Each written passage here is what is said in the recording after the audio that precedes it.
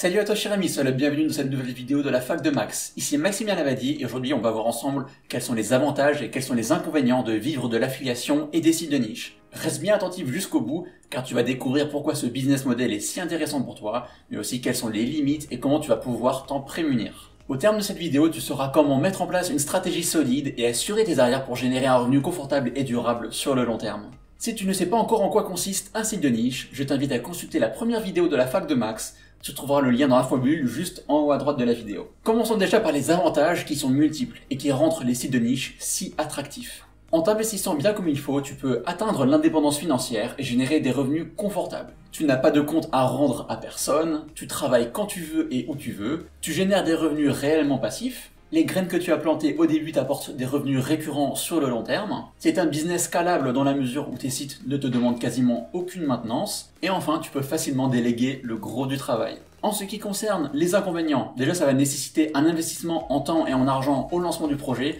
sans avoir de retour immédiat. Ça prend du temps d'avoir des résultats satisfaisants, il faut donc faire preuve de patience et de persévérance. Ensuite, on a une dépendance vis-à-vis de Google et un site n'est jamais à l'abri d'une chute dans les résultats de recherche. On a aussi une dépendance vis-à-vis de ses partenaires en affiliation. Les commissions en affiliation peuvent être faibles sur certaines thématiques et avec certains partenaires. Il convient donc d'être bien renseigné avant de se lancer sur une niche. Et enfin, dernier point, si on ne va pas au bout des choses, il ne faut pas s'attendre à avoir des résultats concluants. Donc pour se prémunir de tout ça, il faut sélectionner uniquement des idées de niche en or sur des niches qui sont peu concurrentielles et aller à chaque fois au bout de chacun de ces projets. Il faut aussi choisir des niches qui sont evergreen, c'est-à-dire des niches qui sont durables sur le très long terme et non éphémères. Il faut multiplier le nombre de sites qu'on gère et ne pas se cantonner à 1, 2 ou 3 sites. Plus tu en as qui marchent, mieux c'est.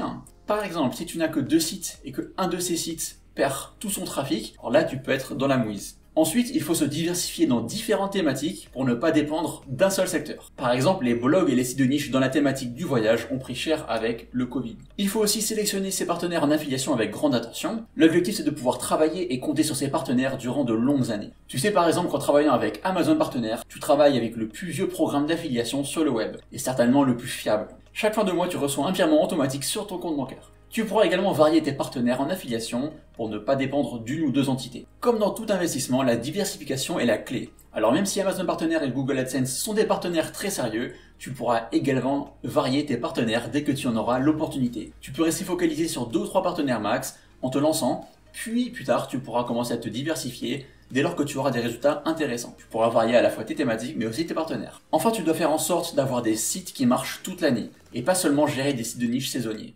Tu l'as compris, pour assurer tes arrières avec les sites de niche, il est important de ne pas mettre tous ses œufs dans le même panier. Il n'y a pas de business qui soit 100% parfait, mais il faut avouer que les sites de niche présentent un modèle très attractif pour les personnes qui souhaitent créer un vrai revenu passif et récurrent en ligne. En étant conscient de ses limites et comment s'en prémunir, on peut partir sur des bases solides et construire un réseau de sites viable et très profitable sur le long terme. J'ai commencé à créer des sites de niche il y a un peu plus de 10 ans alors que j'étais encore étudiant, et ça présente toujours ma principale source de revenus jusqu'à ce jour. Que tu travailles à ton compte ou que tu aies un taf en parallèle, il est toujours intéressant de se constituer un portefeuille de sites en affiliation et de le faire grossir avec le temps, de telle sorte à ce que ta part de revenus passifs finisse par rapporter plus que ta part de revenus actifs, c'est-à-dire ton job. Si l'aventure te botte et que tu souhaites passer aux choses sérieuses en bénéficiant de toute mon expertise, alors je t'invite à rejoindre ma newsletter gratuite au travers de laquelle je partage plein de conseils et d'astuces autour de l'affiliation et des sites de niche. Tu trouveras le lien juste sous la vidéo. Si cette vidéo t'a plu, tu peux laisser un pouce bleu pour me soutenir et la rendre un peu plus visible sur YouTube.